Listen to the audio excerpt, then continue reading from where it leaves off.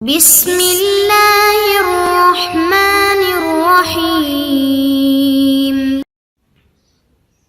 السلام علیکم معزز طلباء کرام، آپ سب کیسے ہیں؟ آج ہم نور الانوار کے سبق نمبر 367 کو پڑھیں گے۔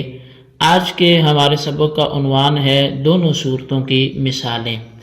آج کے ہمارے سبق کی عبارت ثم بین کلا المثالین علی غیر ترتیب اللفظ سے شروع ہوتی ہے۔ آئیے سب سے پہلے آج کے سبق کی عبارت پڑھ کے اس کا ترجمہ کرتے ہیں، اس کے بعد سبق کی وضاحت کی طرف بڑھتے ہیں۔ مصنف علیہ رحمہ لکھتے ہیں ثم بین کلا المثالین علی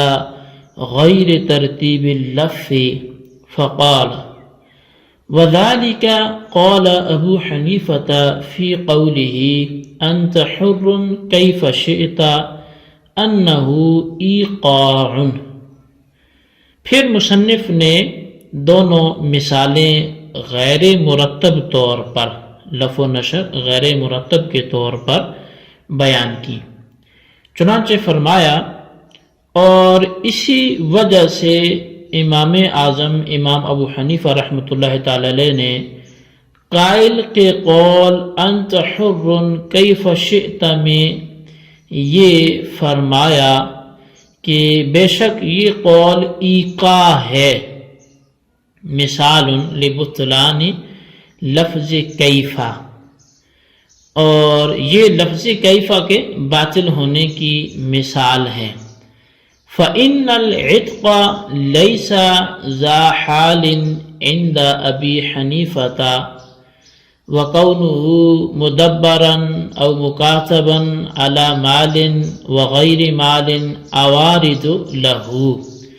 فَلَا يُعْتَبَرُ فَيَلْغُو كَيْفَ شِئْتَ وَيَقَعُ الْعِتْقُ فِي الْحَالِ۔ پس بے شک امام اعظم امام ابو حنیف رحمۃ اللہ تعالی علیہ کے نزدیک حالت و کیفیت جو ہے وہ عتق میں نہیں ہوتی، اور عتق یعنی غلام کا مدبر ہونا، مکاتب علی مال یا غیر مال پر مکاتب ہونا، یہ اس کے لیے عوارض ہیں، لہٰذا ان کا اعتبار وہ نہیں ہوگا، اور کیف شئت یہ لغو ہو جائے گا اور عتق فی الحال واقع ہو جائے گا۔ وفی الطلاق تقع الواحدۃ ویبقى الفضل فی الوصف والقدر مفوضا الیہا بشرط نیت الزوج۔ اور طلاق میں ایک طلاق واقع ہوگی اور وصف اور قدر میں زیادتی عورت کی سپرد ہوگی، شوہر کی نیت کی شرط کے ساتھ یہ عورت کی سپرد ہوگی۔ مثال لاستقامة الحال فإن الطلاق ذو حال عند أبي حنيفة من كونه رجعيا أو بائنا خفيفة أو غليظة على مال فيقع نفس الطلاق بمجرد التكلم بقوله أنت طالق كيف شئت، ويكون باقي التفويض إليها في حق الحال الذي هو مدلول كيف، وهو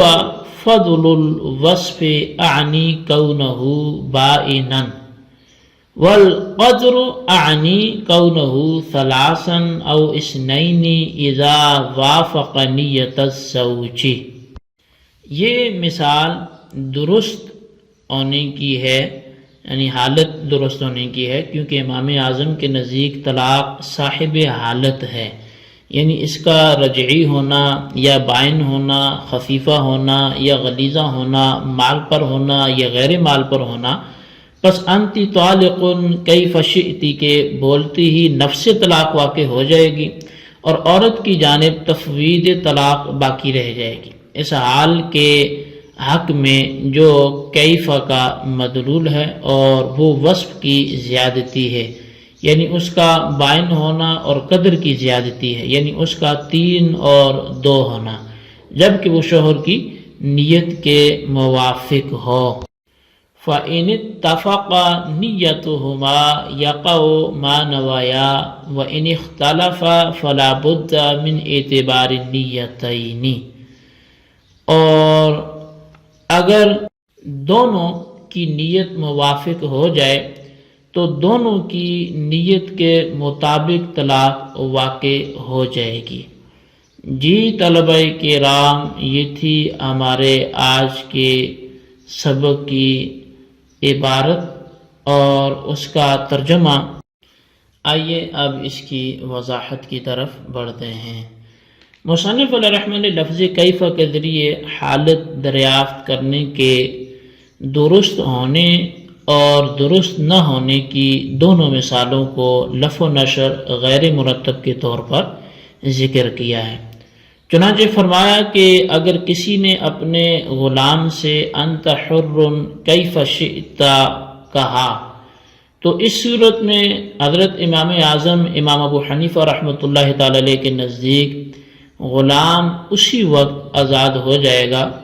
اور لفظ کیفا وہ باطل ہو جائے گا، کیونکہ حضرت امام اعظم امام ابو حنیفہ رحمۃ اللہ تعالی علیہ کے نزدیک عتق چونکہ صاحب کیفیت اور صاحب حال نہیں ہے، اس لیے لفظ کیفا وہ لغو ہو جائے گا اور انت حر کی وجہ سے فوری آزادی واقع ہو جائے گی۔ اور رہا یہ سوال کہ غلام کا مدبر ہونا، مکاتب ہونا، مال پر آزاد ہونا اور بغیر مال کے آزاد ہونا، یہ تمام احوال تو موجود ہیں، لہٰذا عتق کو حالت اور کیفیت والا قرار نہ دینا یہ کیسے درست ہو سکتا ہے؟ یہ غلام کی حالت ہی ہے کہ وہ مدبر ہے، یہ اس کی حالت ہی ہے، یہ کیفیت ہی ہے کہ وہ مکاتب ہے، تو آپ اس سے حالت کی کیسے نفی کر سکتے ہیں؟ تو اس کا جواب یہ ہے کہ یہ تمام چیزیں عتق کے احوال و اوصاف نہیں ہیں، بلکہ یہ عتق کے لیے عوارضات ہیں۔ یہ اوصاف و عوارض میں فرق ہے، اور وہ فرق یہ ہے کہ اوصاف سے مراد وہ احوال ہیں جو وقوع اصل کے بعد ثابت ہوں، جیسے طلاق واقع ہو جاتی ہے اور طلاق کے احوال میت کے ساتھ متعلق ہوتے ہیں، طلاق کے جو احوال ہیں وہ مشیت کے ساتھ متعلق ہوتے ہیں، اور عوارض جو ہیں وہ وقوع اصل کے ساتھ ساتھ ثابت ہوتے ہیں۔ پس عتق کے لیے تدبیر وغیرہ جن چیزوں کا ذکر کیا گیا وہ چونکہ عتق کے لیے عوارض ہیں اور عوارض اوصاف و احوال کا غیر ہیں، اس لیے عتق کے بارے میں یہ کہنا درست ہوگا کہ وہ صاحب حال اور صاحب کیفیت نہیں ہے۔ بہرحال انت حر کیف شئت میں آزادی کا واقع ہونا یہ لفظ کیف کے باطل ہونے اور حال دریافت کرنے کے درست نہ ہونے کی مثال ہے، اور حال دریافت کرنے کے درست ہونے کی مثال یہ ہے کہ اگر کسی نے اپنی بیوی سے انتی طالق کیف شئتی کہا، بیوی سے بولا اور انتی طالق کیف شئتی کہا، تو ایک طلاق تو اسی وقت واقع ہو جائے گی اور وصف اور مقدار میں زیادتی وہ جو ہے عورت کی جانب مفوض ہوگی، اس کی سپرد ہوگی، لیکن اس کے لیے شرط یہ ہے کہ شوہر کی جو نیت ہے وہ موجود ہو، کیونکہ امام اعظم امام ابو حنیفہ رحمۃ اللہ تعالی علیہ کے نزدیک طلاق صاحب حالت اور صاحب کیفیت ہے، یعنی اس کی حالت اس کے حوالے سے پوچھا جا سکتا ہے، یہ کیفیت کی حیثیت رکھتی ہے، حالت کی حیثیت رکھتی ہے، کیونکہ وہ کبھی رجعی ہوتی ہے، کبھی بائنہ ہوتی ہے، پھر اس کی بینونت بھی کبھی خفیفہ ہوتی ہے، کبھی غلیظہ ہوتی ہے، پھر یہ طلاق کبھی کبھی تو مال پر ہوتی ہے، کبھی بغیر مال کی بھی دی جاتی ہے، تو پس نفس طلاق تو انتی طالق کیف شئت کہتے ہی واقع ہو جائے گی،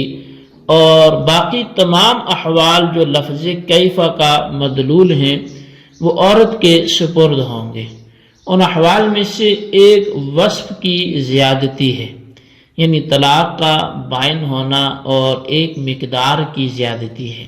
یعنی طلاق کا 2 ہونا یا 3 ہونا۔ لیکن ان احوال کے سلسلے میں عورت کا قول اسی وقت معتبر ہوگا جبکہ وہ شوہر کی نیت کے موافق ہو۔ چنانچہ اگر میاں بیوی دونوں کی نیت ایک دوسرے کے موافق ہو تو ان دونوں کی نیت کے مطابق طلاق واقع ہو جائے گی۔ جی طلبہ کرام، یہ تھی ہمارے آج کے سبق کی عبارت، ترجمہ اس کی وضاحت۔ آج کے ہمارے سبق کے حوالے سے اس کے خلاصے کو ضرور رجسٹر پہ لکھیں، بالخصوص ان سوالات کے جوابات دیں۔ سوال نمبر 1 یہ ہے کہ اوصاف و عوارض میں فرق کیا ہے، واضح کریں۔ اور سوال نمبر 2 یہ ہے کہ اگر کسی نے اپنی بیوی سے انتی تعلق ان کا فشیختی کہا تو ایک طلاق اسی وقت واقع ہو جائے گی اور وصف اور مقدار میں زیادتی اوروں کی جانب سپرد ہوگی، لیکن اس کے لیے ایک شرط ہے، وہ شرط کیا ہے وہ تحریر کریں۔ اللہ تبارک و تعالیٰ سے دعا ہے جو کچھ ہم نے پڑھا سنا سے یاد رکھنے کی توفیق نصیب فرمائے، آمین بجاہ نبی الامین صلی اللہ علیہ وسلم۔